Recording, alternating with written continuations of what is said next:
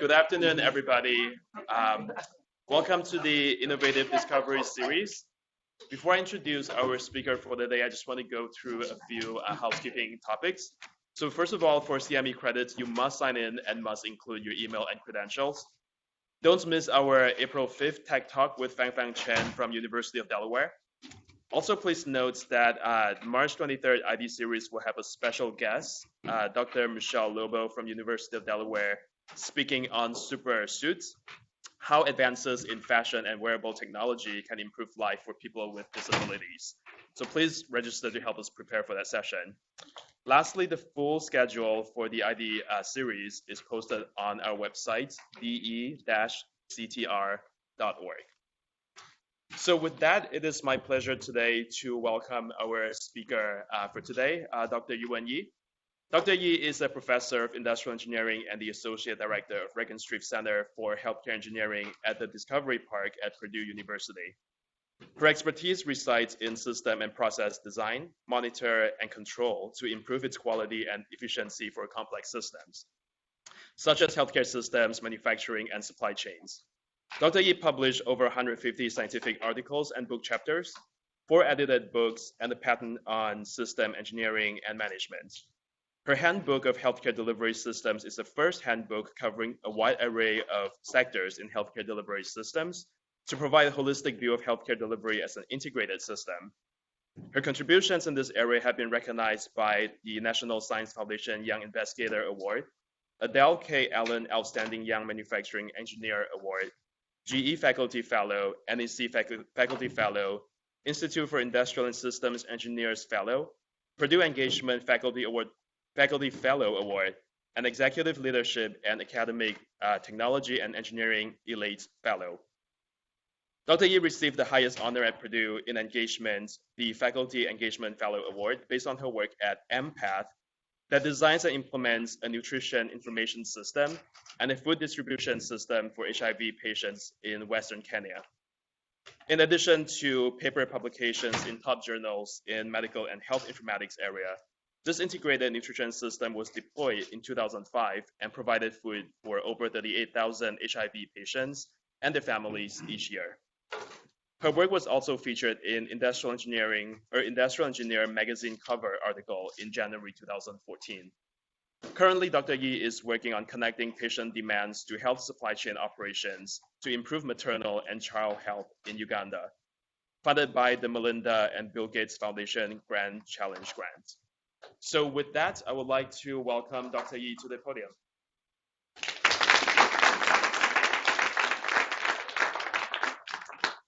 Thank you, Z, for the very nice introduction. I'm honored to be invited to be here and have a chance to meet with many of you to discuss potential collaboration. And today, what I'd like to do to give you a brief introduction about what industrial engineering at Purdue, as well as the Regenstrief Center for Healthcare Engineering. And I will select 2 different projects to give you a sort of a example of what industrial engineering principle applied in healthcare area. I learned how to use this. That would be good.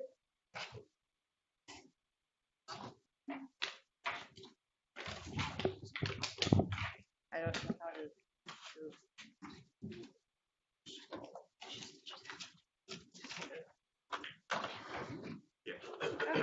This one? Okay. All right. I guess I have to put this slide in as one of the disclosure. There's no disclosure. All right. So to start with my talk today, since I'm from Purdue Industrial Engineering, to talk about this school, I have to talk about Lillian Gilbert. And some of you may know who she is. If you don't, Cheaper by Dozen, that probably ring a bell. And she is the founder of the school. She is the first engineer professor, and she actually is one of the first woman professor in engineering at Purdue. Probably one of the few women engineering ever at that time. And Frank and Lillian Gilbert, as a pair, they are the sort of the founder of the motion study. And that is the beginning of the human factor area in industrial engineering. For those of you who probably don't know, those are the these two actually proposed the surgical nurse concept. So when the surgeon said, scalpel, please, that is coming from them. So they actually taped the entire surgical procedure, tried to study how to make that procedure standardized and more efficient. So the surgeon can spend more time, put their eyes on the patient rather than spending time looking for surgical instrument. So they are the one do the innovation back in 1916. So industrial engineering is not new to healthcare. And I want to start with that note. Industrial engineering at Purdue have 4 major areas. Operation research, which dealing with most of the mathematical formulation, optimization, queuing theory, and nowadays has a lot of data mining and network science. And production system, which is more of my areas, dealing with the science of systems, system of systems, process decision making, as well as inventory control and operation management. And the human factor areas, which is rooted from Gilbert, ergonomics, safety, and how to make things more efficient and how humans make decisions in the cognitive side. The last part is actually very unique for Purdue in the industrial engineering. It's nanotechnology. So we actually have people in our department invent new material from the nanomaterial to see how we can make a better sensor to produce better information technology to help solving problems. So it's not just a matter of the material itself, but also create better sensor and devices to help us solve problems. And the area of application for industrial engineering, basically wherever you can see a system or you can't see a system, we have application. And this including all areas you see here and beyond. And we actually, if you talk to Z, he can talk to you about his dissertation. It's actually a mission to Mars. That is the system. Actually, he worked on the water system, mission to Mars. So there are many, many different applications, and it can be as small as a cell, and it could be as big as a universe. So it's a matter of how do you formulate it. And of course, with that, most of the work we do as an engineer, we solve problems. So instead of looking at just a science question of how it works, why it works, we also want to know how do we change it so to make it better. So as an engineer, we always look for solutions and actionable decisions. So analyze the data is just a pathway for us to make any decision that can make things better.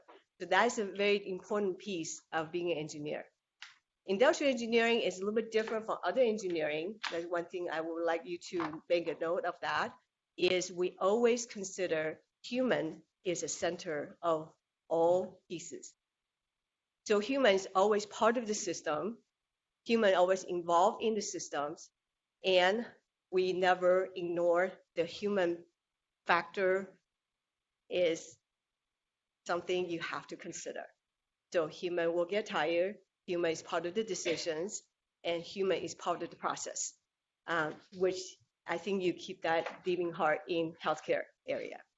So this is how I would like you to consider this is where we start from. Now, at Purdue, we have many different centers. I have to learn how to use this technology. I think I'm going to give up with this. So Discovery Park is a very interdisciplinary area which is sit on top of all colleges. So we sit a little different than other universities.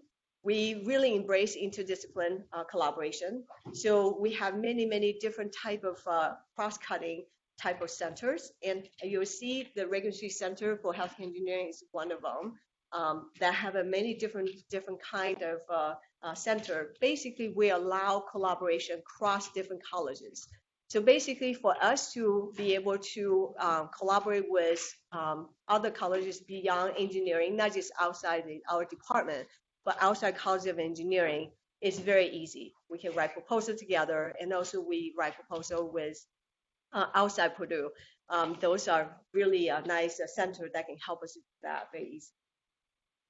Now, you probably have heard about Regenstrief Foundation. This is foundation that actually have two different institutes. One is Regenstrief Institute, established in 1969, and our center is actually in 2006. The first one is sitting in Indiana University, and the center is in Purdue University. And we don't have medical school, and that's why we are seeking for strategic partners. Basically, we work with any medical center or medical school that can leverage our engineering strength to work together to moving forward, focusing on more delivery process. To give you a little bit of background about Regenstrief, himself is actually an engineer, making dishwasher and being very successful manufacturer and an entrepreneur. And I think that the key thing that he established center is he have waited in the waiting room in the hospital for a long time. I think it's in emergency room. And then he realized why this process is broken in the way that the manufacturing process cannot apply to the hospital. And then his comment is, I can go anywhere, but not everyone can do the same to get the quality of care. So that's why he wanted to look for a place to establish a center for focus on the delivery part of it. Because I think we have spent a lot of focus on how to deliver care, how to develop new treatment and medication, a new drug, but didn't pay enough attention about how to improve the delivery process. So this is why he established the center at Purdue. So there are three different components in the Regenstrief Center. I just want to quickly kind of introduce this. There's a PHA, which is focused on more the training and more engaged in a community. And the second part is the faculty and the research scientists and the student. And of course, there are three, the faculty and the clinician that we work with. And we have all different disciplines that we collaborate with. So there are three different strategy areas that we focus on. I just want to quickly go through this. One is we want to focus more on the evidence-based practice using the process observation, connect that to the outcome. So there are many different data that's become available nowadays, and especially with the Internet of Things, and we have more devices that collecting data, and we have process data, and how do we incorporate all that and leveraging the data science and the modeling and the logic as well as the causal reasoning, how can we use that to be able to make some deriving some of the evidence that we can help to manage the population health. So that's one of the areas that we really like to engage with a partner with. And the second part of it is to sort of manage the demand and the capacity. Because when when we have more and more different change on the payment system, as well as the different demand and shifting on the disease and the medication or the treatments, there are different needs from the patient, and we always talk about patient center.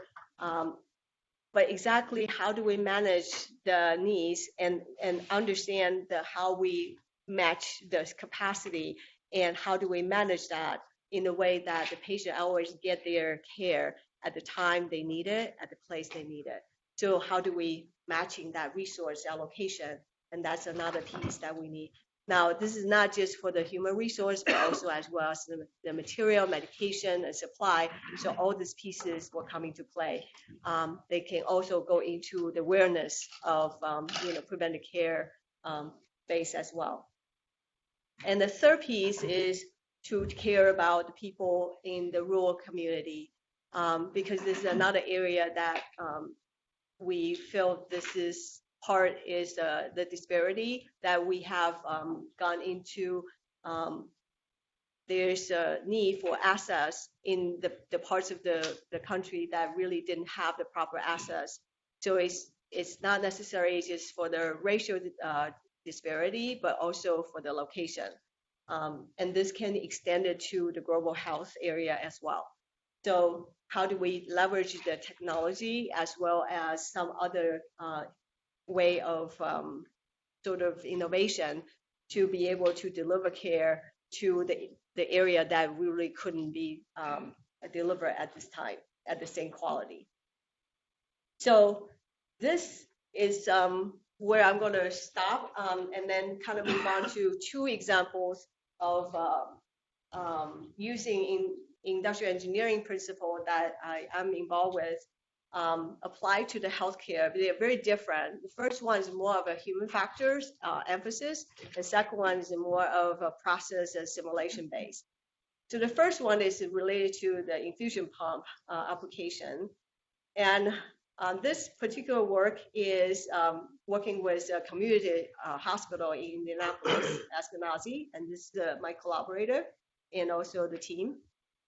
So infusion pump, I think most of you are familiar with. And the very last picture I want you to pay attention to, you see there is a warning, basically alert, say, okay, this exceeds a particular limit.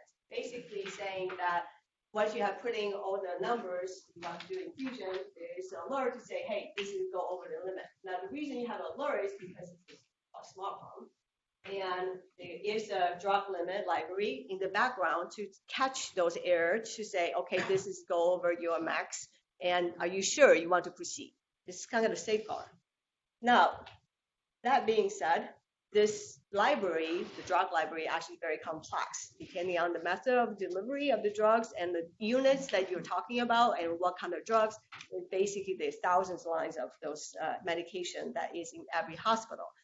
Within the hospital, there are different limits depending on what units, and then among hospital, there's no standardized units either. So there's quite a bit of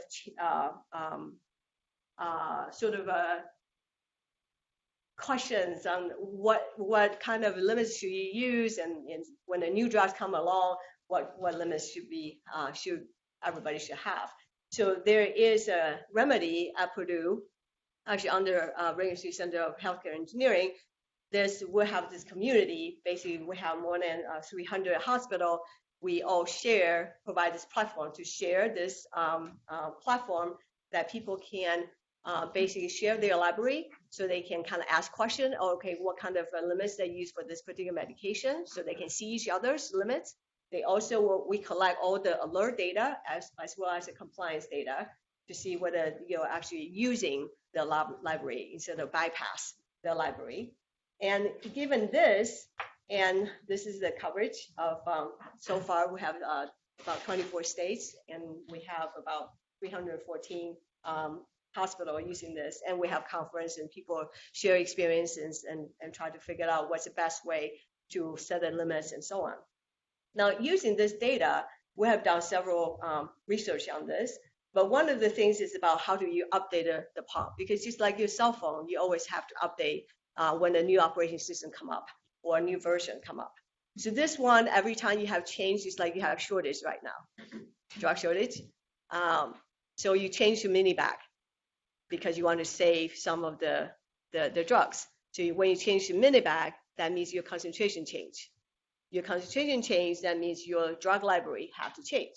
So once your drug library change, that means you have to update. So that means all the pumps have to be updated. Now, if you don't update it, that means your pump do not have the correct library. That means when the nurse tries to program it, you're using the old library. So that means they will not be able to find that item on the library. That means they will either bypass it, meaning skip the completely the safeguard, meaning you don't have, they can put whatever number in there, there won't be anything to catch it. There won't be any max limit there. You just do whatever number you have, because there's no item in the library if you don't update it. So that's what is going to happen if you don't update it. Now, what happens here is different color is different library version. You will see every time there's a library update, there is a change of color. And supposedly, ideally, the color should change and disappear once a new library starts to happen. It should supposed to disappear very quickly. Now, the case, what we observe is not. And sometimes we see 12 versions of library happen in one facility at the same time. So in one hospital, you find 12 different versions of libraries occurring and being used actively at the same time. So what we did here is there are a lot of research we talk about, okay, well, there's problem at bypass library, this really patient safety issue, and they override the alert because they don't think this matters, because there are a lot of inconsistency in the library among the hospital. So they always, the researcher, a lot of papers just keep saying, well, continue education. Just teach the nurse, just keep doing better. And we decided we're going to do something different. So we did a gap analysis, basically using survey, and we did a focus group, and we did observation. So the survey, we have 800 or so participants. We actually send it to all the pump users. So basically, we consider bioengineer and pharmacists, everybody will touch a pump, we ask them. And we finalized to about 500 frontline users, the nurses. We actually care about their opinion because they are the one actually touch the program, the pump. And this is a distribution of what we found is the experience with the Alluris pump, this particularly. So there's a group of people who have more than 10 years of experience, and there are a group of people with less than 5 years experience, but there's some people in the middle. This is what we found is interesting, combining the survey and the focus group. So basically, only 25% of them think this is, 25% don't think this is their responsibility. But what's most really catching our eyes is only 11% of the nurses know exactly how to update the pump. So it doesn't matter they think it's their job or not, but at the end of the day, only 11% of nurses know how to do it right. Even they think it's their job, they still don't know how to do it correctly. And so most of the update actually do update is because of happy accidents. Okay, which is good. So what we did is we did this gap analysis, basically figured out exactly where the holes of the information that's missing and what is not being done. And oh, there's a big hole missing right here. My circle completely disappeared. So there's a matching gears on this side that I can tell you about just a second. So actually, it's good, missing. So it addressed the issue exactly which version the pump has, and addressing exactly what is the newest version, and addressing how do we do it and where you should do it. So I have all this step by step, and what's the easiest way for the nurse to remember, and what's the easiest way for them to do it. So we have prototype of different visual cue. So we go through, because we experiment, so we can't really spend a lot of money. So we'll try to figure out to figure out what's the different version. But then eventually we make this. So we have basically a strip that we're going to put on top of the pump because we don't have a lot of real estate, right? This is the pump, and this is all we got. So we have, first thing we have to do is we simplify version. The version called EH, month, year. No one has month, year means I may have update twice. Month, year doesn't tell me anything. If I see, okay, March 2018, do I have an update? I don't know. If I see January 2018, is that the newest one? I don't know. Maybe that's the newest one, maybe not, right? So you never know that it's the newest update or not. But now what I do is I add a letter at the end. It's A, B, C, D, E. That's it. Okay, 5 versions. Hopefully, I will not have more than 5 versions in the hospital. So I put A. I ask the pharmacist, okay, add a letter at the end. That's all the version that you're going to. You still can keep whatever you had before. Add an A at the end. That's what you communicate. And then we put the strip here, and we just attach it. Basically, you can see my student doing that.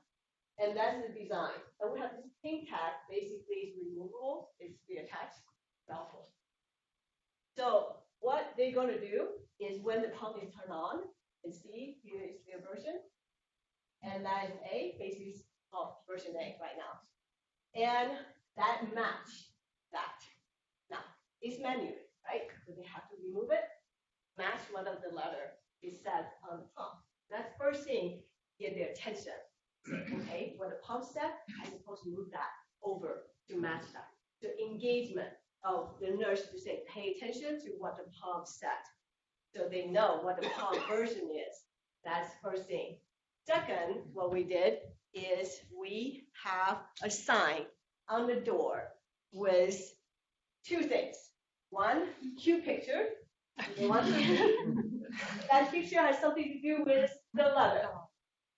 Dog. All right, so D, big enough. And we have this picture kind of show them, these two need to match. Well, this is supposed to match this, so this is supposed to match that. So that kind of give them a very simple thing to remember. So this is the newest one, D, and how to update. They know how to do this. They know how to turn it on, off, turn it back on, just like your phone. But what they forgot, they didn't do is this. Choosing the new patient is what they didn't do. That's why they didn't update it. This is what they didn't do, so we circle this, so they will see it, and this is where we put it. On the door, the mat room, where they keep all the supply, where they pick up the IV bag. On the door out, on the way out, this is their handle, and they have to see it right there, right? So they can't miss it. And actually what's funny is they started right on here. We go back and check, right? And some people say, that is not beaver. I say, excellent. Why? Because we have engaged the nurse. They take the ownership and correct me. Say, that's not a beaver. And excellent. I want them to pick the picture. I want them to be part of this.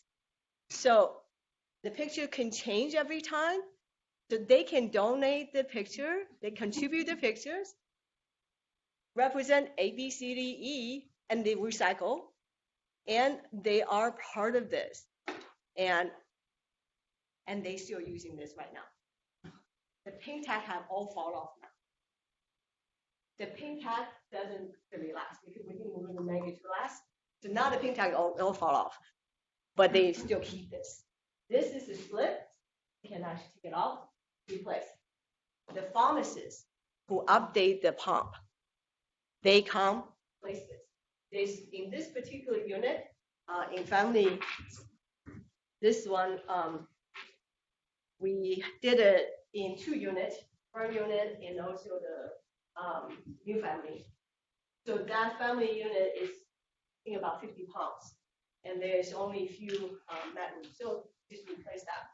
And every time they update the library, they replace those and they go to a different version.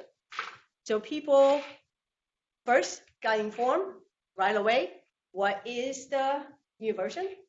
Second, they see the pump pink tag doesn't match the one that I just saw in the mat room. So what they will do is they will update the pump and then move the tag over. And that's a very simple process. And they remember. And they know, they engage, they do it. And right now, they don't even need the pink tag because they know exactly. Now, what's good about the pink tag is you actually can see when the pump is off. When the pump is off, you actually can tell. But this one can tell. But you actually have a way to see it. So this is how we design things, by understanding exactly how people work. You don't want them to remember too much, but it's just enough activity. It is adding work, but most of the nurses have fun with peeling that pink tag off and put it back in, because to them it's a little bit task, but that task get their attention, and they actually looking for that, and that engagement really. They really get excited, and this is, they still want this to be on the door. So very quick summary is easy to remember, simple communication. They usually just get a long email to tell them there's a pump update, this is what happened. They sometimes just tell me what letter. And visible, and then get them attention, and then how to update. Just remind them what's that thing they forgot, right? And we train them in every staff meeting in the beginning, so teach them how to use the system. And then we post them in the place they see all the time. Then you don't need to worry about it. because you keep reminding just by walking and open the door, they see it right away, right there. So that's how we did it. And the result is this. The intervention group is the blue line, right away. And the control group is here. This is the rest of the hospital. And this continued several cycles. And eventually the intervention group got to the 100%. And of course, we always give some surprise, right? Palm integration. Every time we do a project, there's always palm integration happen here. People say, well, when you have palm integration, you should have all hospitals should go 100%, isn't it? No, it doesn't. Because the palm integration, they still do not teach you how to update the palm, which is very interesting. Anyway, so this is a very good outcome, and now they want to push to the entire hospital now using the same system. So that's one sort of a quick summary of this project. We have a lot more survey results we're still analyzing.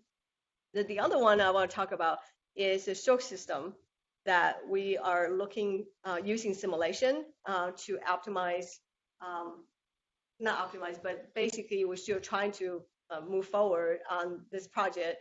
But mainly what we're trying to study is how is the bypass protocol affect patient care. So I'm not going to bore you with the background. You know, stroke is something that is sort of one of the big priority in many states, and Indiana is one of them. Stroke is one of the really sort of a high percentage of high cost disease. And there are two different kinds, mainly. I think there are three different kinds. There's a mini stroke as well. But mostly these two are the ones that we're primarily going to focus on in the simulation study. And this two has sort of two different needs on the treatment, because we focus on more of process, not exactly what medication we're going to use or treatment, but more of the facility you have to go to. So for this one, it's more than about 87% of the stroke is kind of in the clinic. And so this is one that most cases can benefit from the, TPA, right? But unless it's LVO, then you need a particular procedure, which you have to have a particular surgeon to be able to do that. Now, that will affect which facility or certification the facility have to be able to perform. Now, given that, there's also time factor. That's why we're interested in the process, because the process relates to time. So if you can save time in the process, meaning you're more efficient of doing this, the patient outcome does matter. And this is the odds ratio, so meaning it's a longer, worse outcome. Actually want to save time. So if you can save time, it does have much better outcome. And I think everybody will agree with that. So if we can make this process more efficient, we definitely will love to improve on that. Now, some of the surgeons have told me like every second counts. So now we have 4 levels of certification. I wouldn't call first one, I don't think first one requires certification, but this one just came out this year. And I'm not sure how many facilities have gone through this. But basically, this is sort of between the 2 and 4 that they have ability to do this procedure, but not quite needing the comprehensive stroke center. And I think it just come out this year. So it's kind of trying to address the rural area, I think. So that's another part, but this part we did not consider yet. This is because we already found that in some of our study, some of the primary stroke center actually have ability to do this procedure, but they don't consider as a comprehensive stroke center.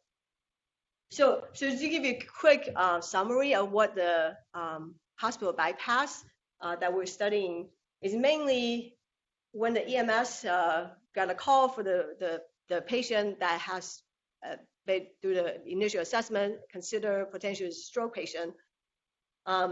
They have to decide where to send the patient. Now, currently, they basically just send to the closest ER. So that's what the current practice. Now, the hospital bypass basically said you should go to the comprehensive stroke center. Now, we're trying to study what would that mean for the patient in different areas. So what we did is we kind of look, okay, Indiana, for example, what we're focused on. The yellow are the primary stroke center, so they can do the, okay? The red is comprehensive, 71. This is the 1 hour radius of all the primary, so you can have access to the primary stroke center. You see this one has no yellow, but you have some here because we're close to Louisville or some other city from outside Indiana. We also consider that if they're close to other state big hospital, which is fine. So we consider all this map, and then we look at 4 different scenarios. And I will explain just a second.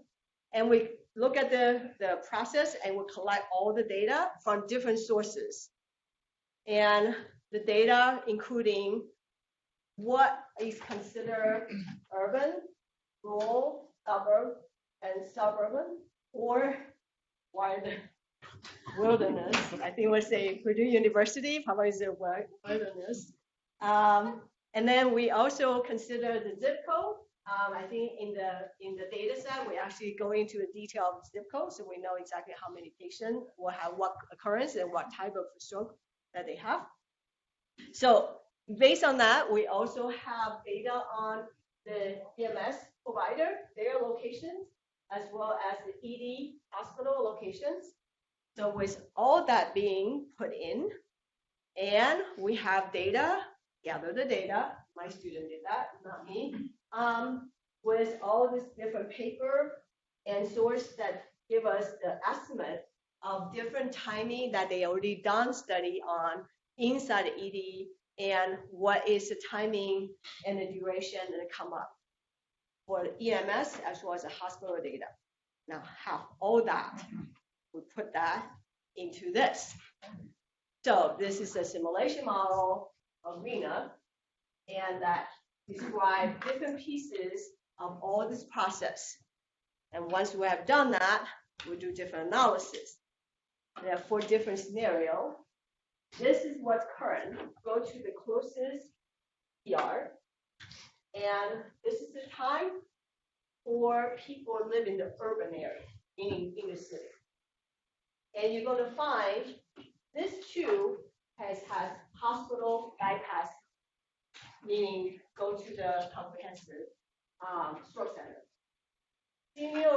Scenario 1 and 3 means you have modern technology. When I say modern technology, is I'm putting some scenario that I have perfect information, meaning I actually know exactly what stroke you have, I know exactly what type, and I can send you to the right place.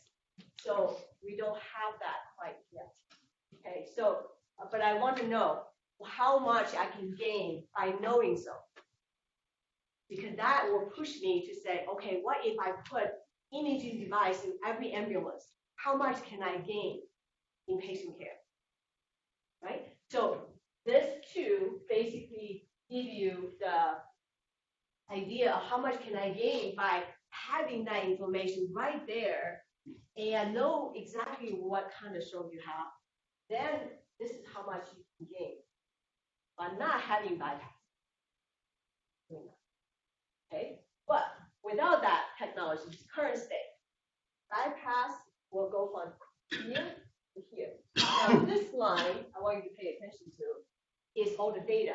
And right now, maybe people may be experiencing that this is 500 some minutes. It's quite long. Yeah, this is still quite long. This is about 400. So that's in the city. is urban. This is suburb. So a little bit shorter, but that's still huge variation now. Yeah? Now, this is rural. Now, a little bit, you see the shifting, the red switch to here now? When there's red, meaning it's worse. So that means the bypass actually will do worse for people in the rural.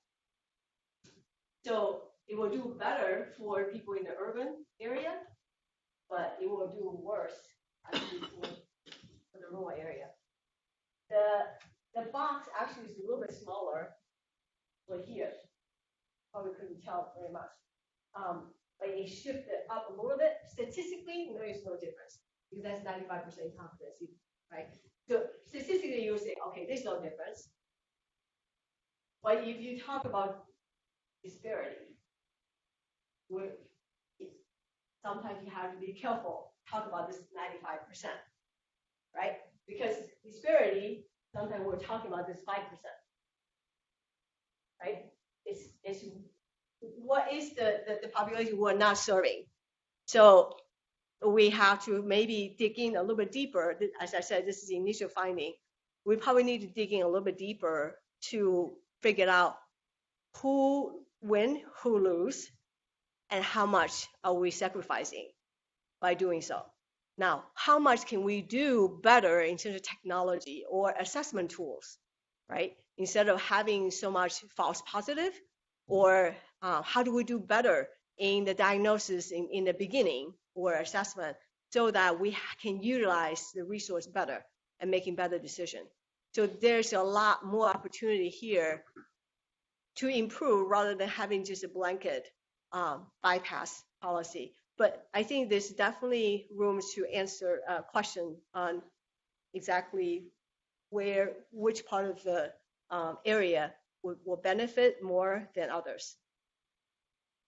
So to me, there's always like future I love to see. It's almost like Uber for EMS, right? So it's almost like right now you say, I want to go somewhere. I just touch Uber and say, I want to go here. Send me a car. Okay, right?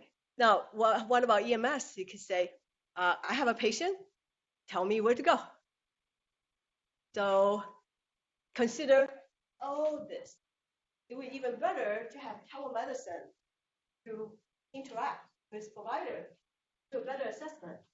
And you can put in all this information, connecting with the EHM, ECTR, and you actually know the patient history, and you have a better decision in real time, and you know the traffic, and you know the capacity of the hospital, you know whether the stroke team is available, and you already reserved the imaging facility, and by the time you get there, right away, you got a treatment. So all this can be integrated. Of course, require a lot of work, but we can always dream, right? Without a dream, you never get there. So I would like to take some questions before my talk. So any questions or comments? Here, this is like two very different projects that sort of using two different skills from industrial engineering. And I don't want to hear your thoughts. Yes? In your previous study, you have control group. Yes. You also have test group and then the rest of the hospital. Yes. What's the difference between your control group and the rest of the hospital? The control group is burn unit. The rest of the hospital, we just have data, so we just saw, a lot of data. The burn unit has a little bit different characteristics. We picked that one. We actually picked the family and the burn units because those pumps don't move as much. Because the pump usually travel. And we try to pick two units that the pump doesn't move very much. Unfortunately, the burn unit, they don't change patient as much. So they don't have opportunity to update the pump. You usually have to turn it off and put it back on, and then select new patient. And since they don't change the patient as much, so they don't really do this process as much. So we kind of put them in a disadvantage. So that's why we want to look at the rest of the hospital to make sure that we are not completely so biased on this, but the rest of the hospital is not doing very well either. Especially the palm integration, because we thought, oh shoot, we start this project and then the palm integration happened. I'm sure all the hospitals are going to be 100%, but actually it didn't happen. For some reason, the palm integration does not talk about how to update the pump at all. They're so worried about how to make the thing connect, but didn't talk about how to update the pump. But the problem is, if you don't update the pump, that connection is not going to happen. You're going to get more error. So I don't know why they didn't talk about how to update the pump, because that's a great opportunity to talk about how do you update the pump. Second hand. Yeah, very interesting research or work that you did on this. I do have a question about the letters that were used. So the letters A through E, were they supposed to represent versions of the drug library, like at a set time period? Or is it supposed to be simply They start with A, the next version will be B. So they can be same month. If sometimes they have another update the same month, you go to A version B, and the next version C, and then go to E, and then next one that goes to A again. Okay. So, So I manage the drug library here, so it's very interesting. Oh, very good. I'm glad you're here. I'm happy to be here. I do have a question about what happens when the drug library is, say, like a year behind the version that you have on hand. Now, how would the end user know that the version that they're on is actually within the right time frame if you're just going from like 8, for example? That's why when you start this whole letter, you're supposed to have date. You still have date in front, right? Right. So it's year behind. Right. The year can tell you. Hopefully you didn't do update once a year, but so the nurse still has to pay attention to something other than the letter. Hopefully, if you use the system, you shouldn't have more than 3 versions in the same hospital. Hopefully. Our hope is if you use this system, you should only have 2 versions at the same time, at all times. That's our thing. So you should not have more than 2 versions, because one is one you're ongoing changing to, one is one you have. You should have more than 2 versions, because by the time you should already update it before you have the next update, hopefully, right? And 3 will be lingering, but if you have a year that didn't get updated, that is tough. Yeah, but I actually know exactly what you're talking about. That's why we see 12 versions, and that accumulates years.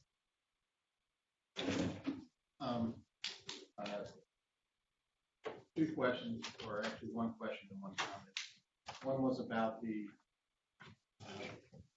you were talking about the opportunity for subgroup analysis within the stroke cohort. In terms of, we were looking at rural versus urban versus whatever. And you alluded to it, you said when you're looking at disparities, you do your subgroup, see big difference potentially there. Yeah. And I just wanted to highlight point that sometimes addressing those disparities will be the overall driver of the improvement that you're seeking.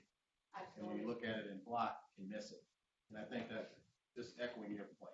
Yes. Thank you for pointing it out, because that's why sometimes when we look at this like 95% interval and say, okay, there's no difference, but when you look at the disparity, actually it is that small percentage we're looking at that is the problem, right? And how do we actually narrow down that people have that experience the very long time for getting treatment? And that is where the problem is. So we need to press that down. Yes. So did your stroke study end up into recommendations or what? Actually, we were doing this and hoping we'll be able to publish this work before they vote on it.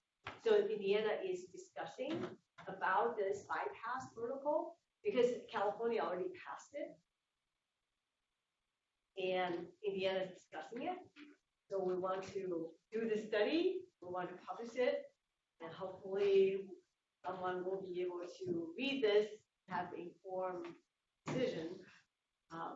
So that's our hope.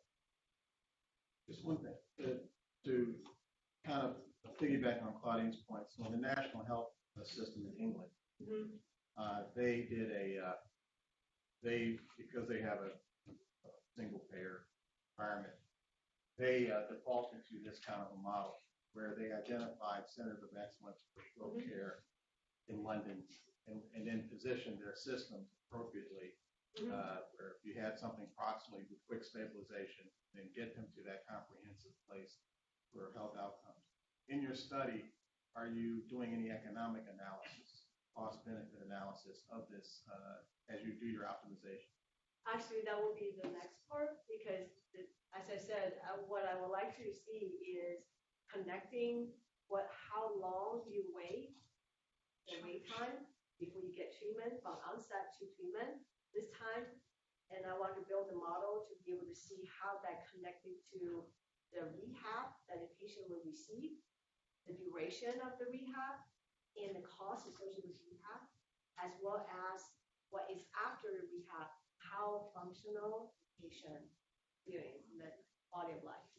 So how does that relate to that? So I can actually make assessment of what time saving in terms of should I go to ED or should I go close to the ER, and how long that is versus go to the primary center or the comprehensive center. Make adjustment of how much I'm gaining, risk analysis, right? It's all probability because sometimes you don't know for sure. So with that risk analysis associated with the cost and as well as the adjusted quality of life, and then what would that be to be the optimal patient care? So that's where I was going for the sort of the part of the Uber app. That's why I say it's a sort of integrated supporting system. Hopefully that will be eventually available. So, okay. So what I would like to do is to, this is something you're all familiar with. Healthcare is only 11% of determining of the health outcome. So knowing that, I would like to leave you with this slide of the future of health. We all have to work with the community and be more proactive. And the person-centered is what we're going to focus in the future and focus on awareness in addition to just the healthcare services, but this will extend it to the awareness. And the data that will come from all different sources, which is going to be the next challenge, is how do we convert the data into useful and actionable decisions. I think that is the interesting part of sort of my work, because I'm really excited about the possibility and opportunity. So I'm looking forward to working with any of you, and if you have any future questions or opportunity, please make sure to reach out to me or contact Z, and he knows how to contact me. We're really looking forward to working with you. Right. Thank you so much for having me.